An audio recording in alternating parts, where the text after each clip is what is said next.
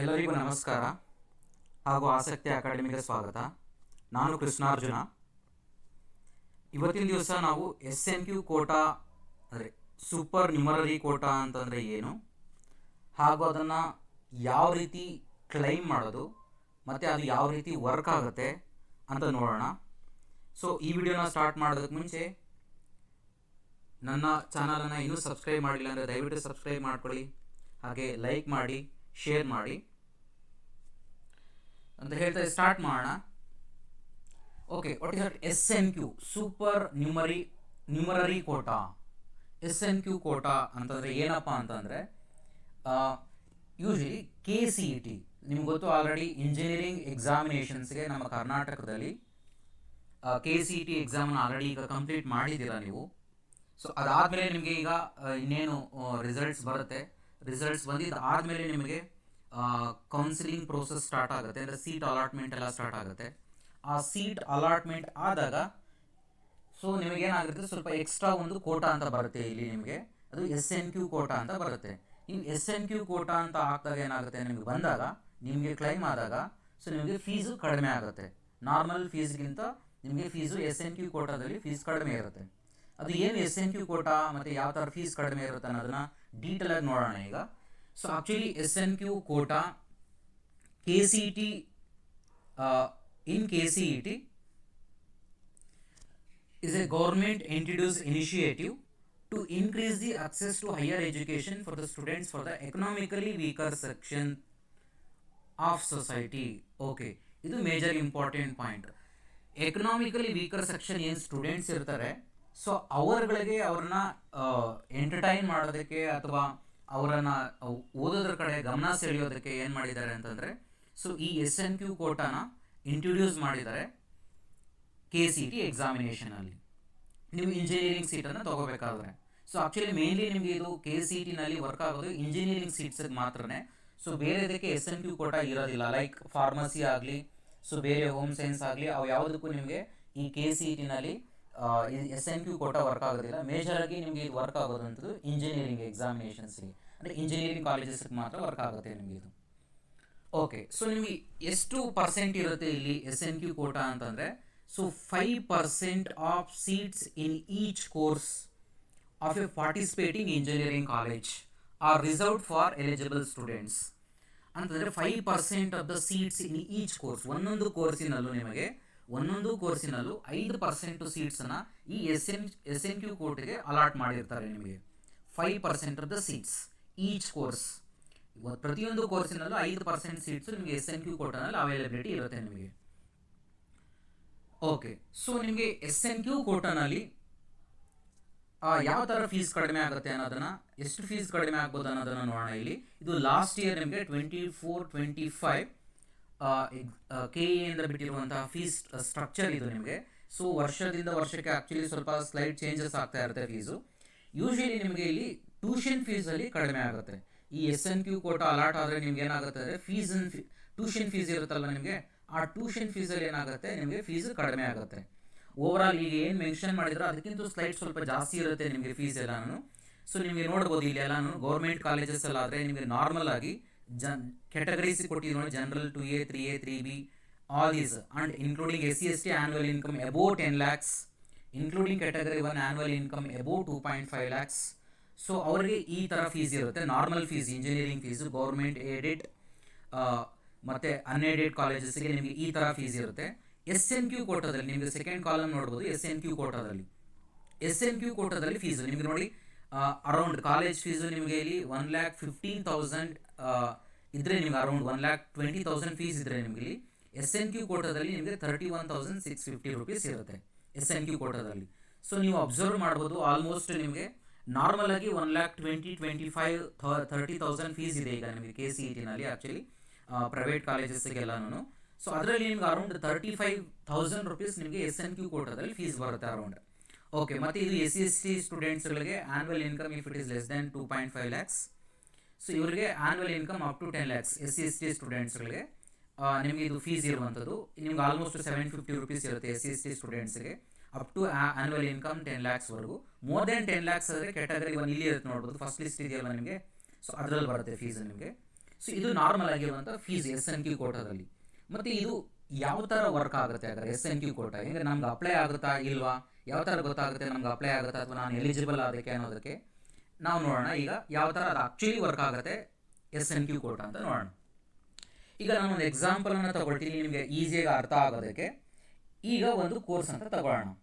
ಈಗ ಒಂದು ಕೋರ್ಸ್ ಅಂತ ತಗೊಂಡಾಗ ಅದರಲ್ಲಿ 100 ಸೀಟ್ಸ್ ಇದೆ ಅಂದ್ಕೊಳ್ಳಿ, ಕೋರ್ಸ್ ಎಕ್ಸ್. ಸೊ ಆ ಕೋರ್ಸ್ ಎಕ್ಸ್ನಲ್ಲಿ so there are 100 seats.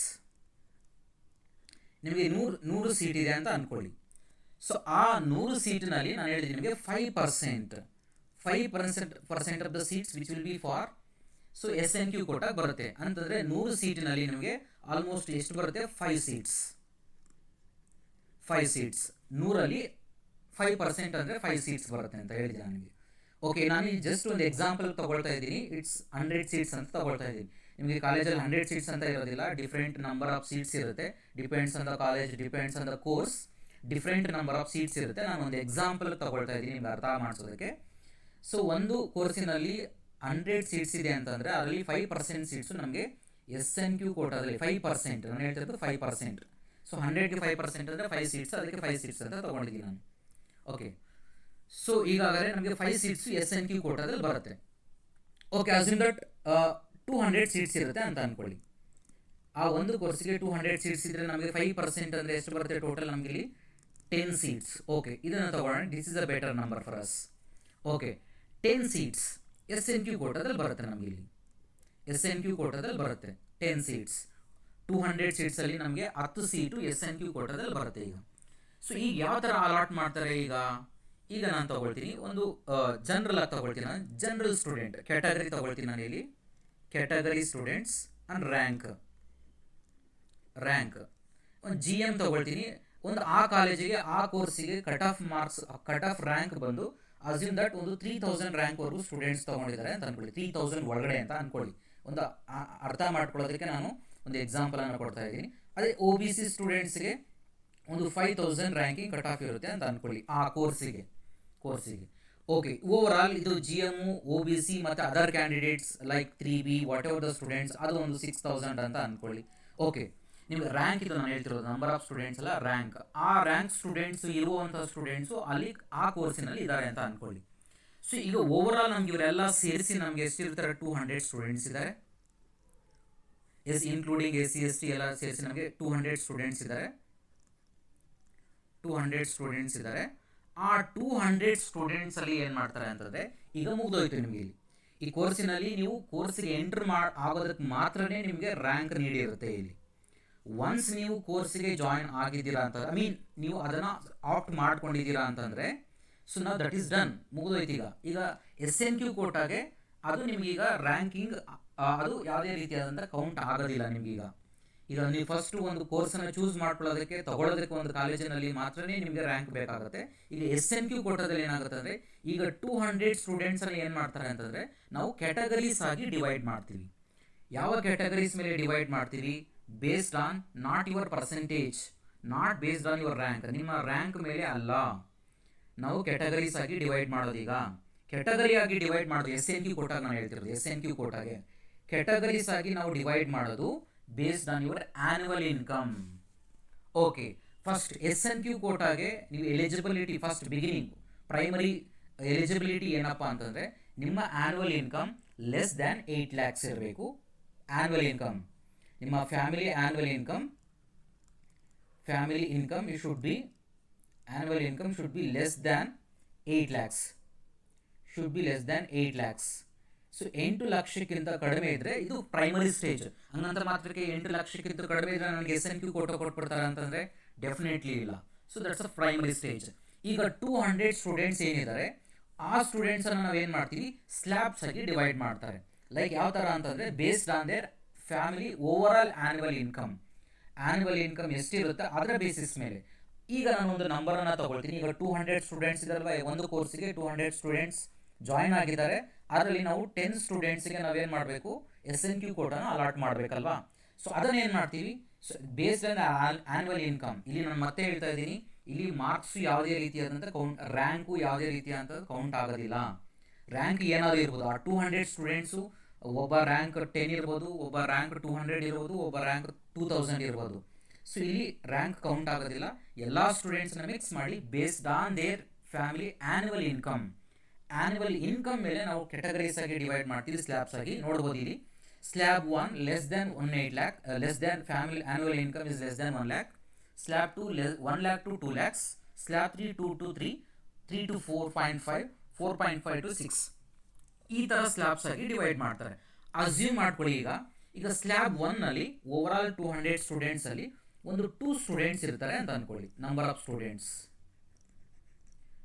Students. So ಈ ಸ್ಲ್ಯಾಬಲ್ಲಿ ಬರುವಂಥವ್ರು ಒಂದು 2 ಸ್ಟೂಡೆಂಟ್ಸ್ ಬರ್ತಾರೆ ಅಂತ ಅಂದ್ಕೊಳ್ಳಿ. ಓಕೆ, ನಮಗೆ ಇಲ್ಲಿ ಆ್ಯಕ್ಚುಲಿ ಇರುವಂಥ ಸೀಟ್ಸ್ ಎಷ್ಟು ಓವರಾಲ್ ನಮಗೆ SNQ ಕೋಟಾದಲ್ಲಿ ಔಟ್ ಆಫ್ 200 ನಮಗೆ ಇಲ್ಲಿ 5% ಅಂದರೆ 10 seats which are available for SNQ ಅಲ್ವಾ. SNQ ಕೋಟಾಗ ಅಲಾಟ್ ಮಾಡ್ಬೇಕು ನಾವೀಗ. ಓಕೆ, ನಿಮ್ಮ ಫ್ಯಾಮಿಲಿ ಇನ್ಕಮ್ ಬೇಸಿಸ್ ಮೇಲೆ ನಾವು ಸ್ಲ್ಯಾಬ್ಸನ್ನು ಮಾಡ್ತಿರೋದು. ಈಗ ಆ ಟೋಟಲ್ 200 ಸ್ಟೂಡೆಂಟ್ಸಲ್ಲಿ OBC ಮತ್ತು ಜನರಲ್ ಸ್ಟೂಡೆಂಟ್ಸಲ್ಲಿ ಕಂಪ್ಲೀಟಾಗಿ ಆ್ಯನ್ಯುವಲ್ ಇನ್ಕಮನ್ನು ತೊಗೊಂಡಾಗ ಅವರ annual income less than 1 lakh 1 lakhಕ್ಕಿಂತ ಕಡಿಮೆ ಇರುವಂಥ ಸ್ಟೂಡೆಂಟ್ಸನ್ನು ನಾವು ಫಸ್ಟ್ ತೊಗೊಳ್ತೀವಿ. ಯಾವ್ದಾದ್ರು ಆಗಿರಲಿ, ರ್ಯಾಂಕ್ ಎಷ್ಟಾದರೂ ಇರ್ಬೋದು, ಡಸಂಟ್ ಮ್ಯಾಟರ್. ರ್ಯಾಂಕ್ ಎಷ್ಟಾದರೂ ಇರ್ಬೋದು, ನಮಗೆ ಅದು ಕೌಂಟ್ ಆಗಲ್ಲ. ಯಾವುದೇ ಸ್ಟೂಡೆಂಟ್ ಆಗಲಿ ಅವರ ಫ್ಯಾಮಿಲಿ ಆ್ಯನ್ಯುವಲ್ ಇನ್ಕಮ್ ಮೇಲೆ ನಾವು ಡಿಸೈಡ್ ಮಾಡ್ತೀವಿ. ಈಗ 1 lakhs ಲೆಸ್ ದ್ಯಾನ್ 1 lakhsಗಿಂತೂ ಎಷ್ಟು ಸ್ಟೂಡೆಂಟ್ ಇದ್ದಾರೆ ಅಂತ ಕೌಂಟ್ ಮಾಡಿದಾಗ ನಾನು ಒಂದು ನಂಬರನ್ನು ತಗೊಳ್ಳಿ, ಒಂದು 2 ಸ್ಟೂಡೆಂಟ್ಸ್ ಇದ್ದಾರೆ ಅಂತ ಅಂದ್ಕೊಳ್ಳಿ. ಓಕೆ, ಈಗ ನೆಕ್ಸ್ಟ್ ಏನು ಮಾಡ್ತೀನಿ, ಇನ್ನೂ ಎಷ್ಟು ಸೀಟ್ ಇದೆ SNQ ಕೋಟಾದಲ್ಲಿ? 8 ಸೀಟ್ಸ್ ಇದೆ. ಸೊ 8 ಸೀಟ್ಸ್ ಇರೋದ್ರೆ ನೆಕ್ಸ್ಟ್ ಸ್ಲ್ಯಾಬ್ಗೆ ಬರ್ತೀನಿ. ಇನ್ನೂ ಸ್ಟೂಡೆಂಟ್ಸ್ ಇದ್ದಾರಾ? ಓಕೆ, ನಾನು ಇಲ್ಲಿ ಚೆಕ್ ಮಾಡ್ತೀನಿ. ಅಸ್ಯೂಮ್ ದಟ್ 1 lakhಯಿಂದ 2 lakhs ಇರೋ ಆ್ಯನ್ಯುವಲ್ ಇನ್ಕಮ್ ಇರೋ ಟೋಟಲ್ ಸ್ಟೂಡೆಂಟ್ಸು ಒಂದು 6 ಸ್ಟೂಡೆಂಟ್ಸ್ ಇದ್ದಾರೆ ಅಂತ ಅಂದ್ಕೊಳ್ಳಿ. Okay, 6 students. ಓಕೆ, ಅವ್ರಿಗೂ ಸೀಟ್ಸು SNQ ಕೋಟಾ ಅಲಾಟ್ ಆಗುತ್ತೆ. ಈಗ ಫಸ್ಟ್ ಇರೋ 2 ಸ್ಟೂಡೆಂಟ್ಸ್ಗೆ SNQ ಕೋಟಾ ಅಲಾಟ್ ಆಗುತ್ತೆ. ನೆಕ್ಸ್ಟ್ 6 ಇರೋ ಸ್ಟೂಡೆಂಟ್ಸ್ಗೂ SNQ ಕೋಟಾ ಅಲಾಟ್ ಆಗುತ್ತೆ. ಯಾಕಂದರೆ ನಮಗೆ ಟೋಟಲ್ 10 SNQ ಕೋಟಾ ಸೀಟ್ಸ್ ಇರೋದು, ಅದರಲ್ಲಿ 8 ಸೀಟ್ಸ್ ಇದೆ. 8 ಸೀಟ್ಸ್ ಕಂಪ್ಲೀಟ್ ಆಯಿತು. ಈಗ ನೆಕ್ಸ್ಟ್ ಉಳಿದಿರುವಂಥ ಸೀಟ್ಸ್ ಎಷ್ಟು? ಈಗ ನಮಗೀಗ 2 ಸೀಟು SNQ ಕೋಟಾ ಉಳಿದಿರೋದು. ಈಗ ನೆಕ್ಸ್ಟ್ ಸ್ಲ್ಯಾಬ್ 3ಗೆ ಬರ್ತೀವಿ ನಾವಿಲ್ಲಿ. ನೆಕ್ಸ್ಟ್ ಸ್ಲ್ಯಾಬ್ 3ಗೆ ಬಂದಾಗ ಅಸ್ಯೂಮ್ ದಟ್ ಅಲ್ಲಿ ಒಂದು ಸ್ಟೂಡೆಂಟು ಒಂದು 6 ಸ್ಟೂಡೆಂಟ್ಸ್ ಇರ್ತಾರೆ ಅಂತ ಅಂದ್ಕೊಳ್ಳಿ. 6 ಸ್ಟೂಡೆಂಟ್ಸ್ ಸ್ಲ್ಯಾಬ್ 3ನಲ್ಲಿ ಬರ್ತಾರೆ, ಅಂದರೆ 2 lakhs to 3 lakhs ಇರೋ ಸ್ಟೂಡೆಂಟ್ಸ್ ಬರ್ತಾರೆ ಅಂತ ಅಂದ್ಕೊಳ್ಳಿ.